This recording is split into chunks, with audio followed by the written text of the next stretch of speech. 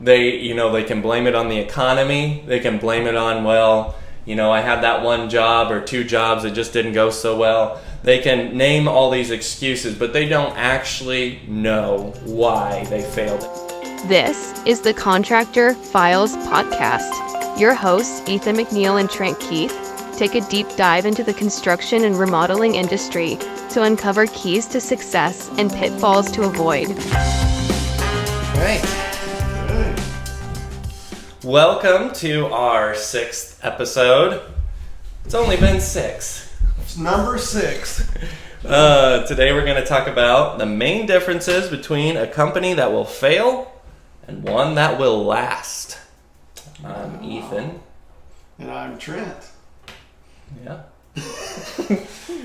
And which one do you want to be? The lasting business yes. or the failing business? I thought you were going to say which one do you want to be, Ethan or Trent? Well, I have to say neither. If you have to choose between a failing business and one that will last, I'd say most people are going to say one that will last. But we might have a few that are trying to run their business into the ground. We could give them some tips. There you go. Oh, could we?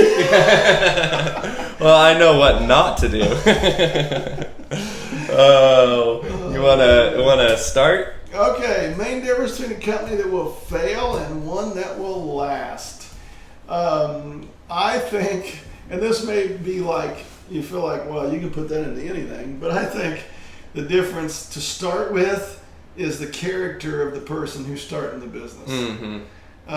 If you start a business just because you want to be wealthy, Yep. then do something else. Yes. I would say. Yep. Because construction business is a customer service. Yes. It's like you're helping people. It is. So if you're not in it to help people, to make their lives better, make them pleased with the overall product that you're providing, then I would say do something else. Yes. So start with your own character. Make sure that you're in it for the right reasons. Yep. Yeah, we should have compared notes because I think I had that written down too, only a little different. But did you? Your goal. What is your goal in owning this business? Which is exactly what you're saying. If your goal is to get rich, and not that that's a bad thing. We want you guys to get rich as you own your business, but that's a byproduct of first serving people and being passionate about the work you do, doing a good job, making people happy. And my dad owned a business for I don't know how many years, but he was in the printer and copier business, and his philosophy was always you serve people first and the money will follow. And I know that that's actually a good principle, but a lot of successful businesses go by, and it can be the same for you. Yeah. If you want to be successful, serve the people first. Be a business that's worth the money, and you'll succeed. For sure. Probably. There's some other little things there, but a lot of other little things. Yeah, but the main goal. What's your next one? Go ahead. Okay. Well, again, kind of tying into that is quality of work. Your quality of work matters, and if you do not do a good job, I guarantee you will not last long. If you do a good job, you will have a long-lasting company as long as everything else works out. You have a much better shot at being a long-lasting company if you do a good job. And that's not hard to implement. You can have quality checks on your crews. You can make sure you have a high standard. It's a company. What am I trying to say? Philosophy, company, atmosphere that you as the owner can set. Mm-hmm. And it's basically the difference between when you are faced with this problem and the customer isn't going to know one way or the other. You always do what you would want done in your own house. Yes. You don't cut corners. And as long as you instill that as a company on all your crews and everything you do, you will last long. Yes, that's right. I think, you was kind of alluding to, like, your company motto is to do things the way you would want them done. Yep. And that's a key in everything. It doesn't matter if you're billing, it doesn't matter if you're doing the job, it doesn't matter if you're estimating.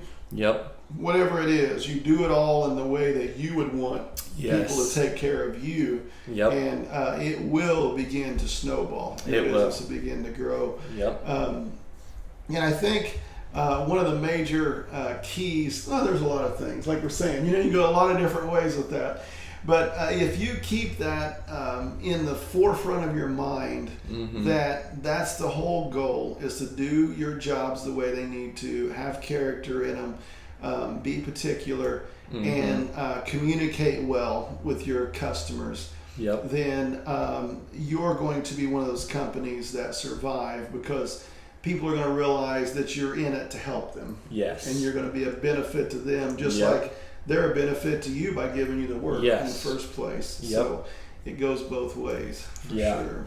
Yeah, if you don't enjoy what you're doing, then don't do it. Find something else that you enjoy doing. If you wake up every day and you're irritated with the people you're doing work for, then that's not a good sign. Find something else. You're not going to do a good job for somebody you're irritated with. That's just not how it works. Yeah. So find something else. Go explore. Go do something else that's going to make you feel passionate and happy with what you're doing. Yes. I know a marketing person, teacher, guru person, I don't know what you call them. One of the things that they teach in marketing is find the people that you want to serve, the people you want, like you actually enjoy being around. Because if you enjoy the people that you're serving, you'll do a good job. And I think that's the same in this. If you are irritated with every homeowner you come across, then find a different client base to serve. Either completely change your industry, or find something else. Find a different niche that you can focus on. Or change your attitude. Or change your attitude. That could also be helpful. Because it could be, it doesn't matter what you do. That's true. Yep. But, no, that's for sure. Ethan's right. We see people day in and day out that hate what they do. If you do not like what you do, do something else. Yes. Life's too short to be stuck in something that you do not like to do. Yep. And what it does is it permeates everything you're doing. It does. So if you're miserable, everybody around you is going to be miserable probably. Yes. Not just your employees, but your customers and everybody. So your family when you get home. Yes. So make sure that you enjoy what you do. That's while right. You're doing it. Yeah. Maybe ask your spouse, do I enjoy what I'm doing? If you can't see your irritation, maybe ask your spouse. Yes. Yep, that's for sure. I think another thing that I want to throw in here, and this goes with a lot of different topics also, but a difference between a business that will fail and a business that will succeed is being very specific in your response time. So when you're dealing with people, don't make them wait a week before you call them back when they're expecting you to call back tomorrow. Yes. You kind of got to lay out what your plan is and then follow that out. If it's a big estimate and it's going to take you a week to get together, then just explain that up front. It'll take a week, and then at the end of a week, call them back. Yep. Even if you don't have it done, call them back and say, I'm sorry, but I'm getting close. It'll be a couple more days. Yep. But try to follow and get them what you tell them that you're going to do. Yeah, because, again, those tie together. If you care about that customer, you'll communicate with them. But when you only care about what's going on in your world and all of the chaos, that's another thing. Oh, that drives me nuts is when contractors bring their personal life and their chaotic personal life into the relationship with the customer. But if you only respond when you need something, then the customer is going to pick up on the fact that they don't really care about me. They just want me for my money, and that's it. And again, if you are serving the customer, you will communicate when you don't need something from them, when you're actually giving them peace of mind or an update or whatever it is you can give them. Yeah, I can't tell you how many times I've hired a contracting company to do something, and they say, we'll start a week from today, so that's next Tuesday or whatever day it is. You get to that day and you don't hear anything. Next day, you don't hear anything. You finally call and like, oh yeah, we're sorry, we're just a couple days behind. We'll be there tomorrow. Well, being there a couple days late is not as big of a deal if you communicate on schedule and say, I'm sorry, we're supposed to be there today, but we're going to be there in 2 days. Or if you can tell them a few days ahead of time. Whatever that is, it makes such a big difference to help your customers know that you're trying to keep their best interest at heart. Yes. Yep. Yeah, and that's the thing is you might feel really busy now, and we talked about this in another podcast about slow times. There are times the economy just goes up and down. There's going to be times where you're slow, and if you don't communicate in the busy times, you're going to find out that you don't have any customers that like you when it's slow. And you're going to fail. That's one of the reasons. That's in our title. Company that will fail. We went through seasons with our business where if you just literally called people back and followed through, you would get the job because they would say, no one else has got back with us. No one's called us back with an estimate. And no one's followed through on what they said they would do. And it didn't matter prices, it didn't matter any of that. It was just a matter of doing what you say.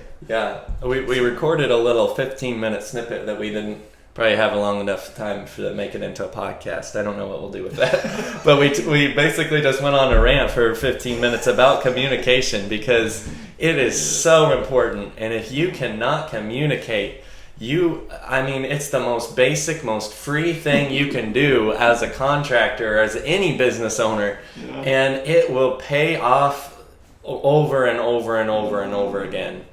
For sure. And there's nothing more frustrating than being a customer with somebody that won't communicate. I know I have some family members that will remain nameless.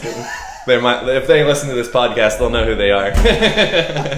But they're dealing with a contractor that does not communicate, and he doesn't show up, and they don't know why. They don't know where he is. It'll be 3 or 4 days. He'll be gone, and then he'll just randomly show up. And I'll tell you what. They're not going to refer that guy to other people because of what they experience. And there's so many people that think, oh yeah, I'm so busy, my customers love me. But if you don't communicate, you might get to finish their job, but you'll probably never hear from them again, and you'll never work for their friends and family. That's right. And you may do good work, but it doesn't matter if you're not communicating with the customers. So that is one of the biggest keys in about every topic that we talk about, I think. Communication. What else you got on your list? The other thing is organization of your company. And do we have to do that? Companies that fail almost always don't know why. They were not organized enough. They can blame it on the economy. They can blame it on, I had that one job or 2 jobs that just didn't go so well. They can name all these excuses, but they don't actually know why they failed. They don't have hard numbers. They don't know what their profit margins were. They don't know what their hourly rates, what they should be charging. They just kind of pull a number out of thin air. All of these things, they don't know where their schedule's at, where customers, how many customers they worked for, or how many they have in the pipeline. All of these things are basic stuff you should know as a business owner. And the companies that fail usually don't know those things. You bring up a really good point with that. You mentioned pulling a number out of thin air. I've heard a lot of complaints on contractors over the years that they will tell one person, I'm just throwing out a number, but they'll tell one person $500 for a job, and they'll tell someone else $1,000 for the exact same job. I'm telling you, unless you live in a big city, which none of us live in a big city, you cannot change your pricing to just whatever you feel like. You have to be consistent, and you have to price things out the same for everybody. Just look at it. If you had somebody price a job for you and they said it was going to be $500, and your neighbor said, well, they told me $250. The exact same thing. Are you going to use that person? No, and word gets around real fast, and if people can't trust that you're fair and you keep things priced on a similar scale for everything, then they're not going to refer you either. Nope. And that goes too for hourly rates. If you are not consistent with your hourly rate, you're going to have troubles, just like Trent was saying. You've got to know what your costs are, what your overhead costs are, and then come up with an hourly rate that makes sense, and not just pulling it out of, oh, you know what, I'd like to make $30 an hour, so let's charge $35. Like that, you're not making 30, by the way, if you charge 35. But you're just guessing, and you will guess your way into failure. That's true. And then you'll have to guess of why you failed. That is true. Yeah, there's so many things that are just little to you as a contractor, but mean a lot to the people that you're working for. You know, and even little things to you, like Ethan said, if you're not diligent with those little things, you can cause yourself to go the wrong direction. Because you think, oh, I charged this much, I should have made so much money, and it really doesn't work that way. You have to have details behind how you do your estimating and all your figuring. And then you live and learn. That's right. You got another point? I have one, but I don't want to jump over yours. Oh no, I'm still thinking. Go ahead and go to your next one. Well, this one kind of just ties in, but how does it tie in? It tied in my mind for a second. Let's hear it. I'll see if it ties in. Okay, so the other thing is your ability to hire people and delegate. Oh, that's what I was going to say. So if you are too busy to organize your business, to look at the financials, to do all these things, then you need to hire somebody. You need to be able to delegate the tasks that you can. I mean, if you don't feel like you can delegate any of the actual construction work that you're doing, maybe you're really small, then hire somebody that can do your book work and tell you, hey, here's where you're at financially, this is what's going on. But you got to hire people if you want to be a successful business. And you don't have to be an enormous business to be successful. It can be a 1-2 man show, but you are going to need to bring in people where you are falling short in areas if you are overwhelmed. And that feels like that's one of the biggest excuses that you hear in the construction, and not just construction, but all small business owners, is that I don't have enough time. If I just had more time, I'd make those Facebook posts, or I would run those numbers and figure out what my profit margin is. Well, you're the owner. You can make time. Find a way. Pay somebody $15 an hour to take care of something that you don't need to do anymore. Yes, that's for sure. And a lot of times, like Ethan said, a lot of times if you're good at doing construction work, maybe you're not any good at doing the numbers and keeping the books. Well, if that's the case, find somebody who is. If nothing else, your tax accountant may be willing to work a few hours a week to help you with all those things to where they can get you lined out. A lot of times they can tell you a rough idea what the going rate is in your county. They can say, well, we've got 10 other contractors and this is their average rates, you know. So there's a lot of things you can do, even if it's just part-time. If you just hire somebody so many hours a week to fill in those spaces that you're not good at, it'll make all the difference in the world. You can see when there is a company, an owner that knows how to delegate. You can see, one, they're not normally as stressed as the others. And they get to do the thing. They don't have to be a big operation. I'm thinking of a couple contractors that I know of that also do farming, and somehow they find ways to have a couple guys working for them. They're managing a construction, and they're out doing farming stuff that they like to do. And like you can tell they're not a huge operation, but they know how to delegate the stuff that they don't want to do or don't need to do. Yes. And it's just a huge difference in owners when you see somebody that knows how to delegate and somebody that doesn't. Yes, for sure. Yeah. And going back to what we talked about, on our last video, and if you're not doing a good job and not good continued business, then maybe you need to hire people to do the work. And you take care of this. That's right. Help grow your business with somebody who's better than you at construction. Yes. Yep. That's right. No, that's just joke. Well, that's true, but that's joke. Yes. But anything that everybody has their strengths and weaknesses. Mm-hmm. You need to determine what yours are. If you don't know, ask your spouse. Yep. Ask your employees. Yeah. They can tell you what you're good at and what you're not good at. Yep. Once you figure that out, then figure out how you can hire somebody to fill in those spaces like Ethan's saying. Yes. And it will make all the difference in the world in stress, how smooth your business runs, and how profitable it is. Yes. Your first thought is, well, I'm paying somebody so much an hour. How am I going to afford that? Well, you find out real quick that it more than pays for itself to do that kind of thing. Right. There's a book. I'll do a plug for him. This is more geared towards the software industry, but it's called Buy Back Your Time, and it just basically talks about, like, you as an owner, you are, whether you know it or not, you're making a certain hourly rate, and he's got a whole formula in there. But say you're bringing to the business $50-$60 an hour. Well, if you are spending your time at $60 an hour doing something that somebody else could do for $20 an hour even, then why are you wasting your time? You're costing your business. You need to hire that $20 an hour person so that you can spend your full time on the $60 an hour items that you're worth, or you might be worth much more than that, just as an example. Yeah. So the logic, it seems backwards at first, especially to people who feel tight, but it does make sense that you would buy your time back so that you can spend it on things that do make more money. Yes, that's for sure.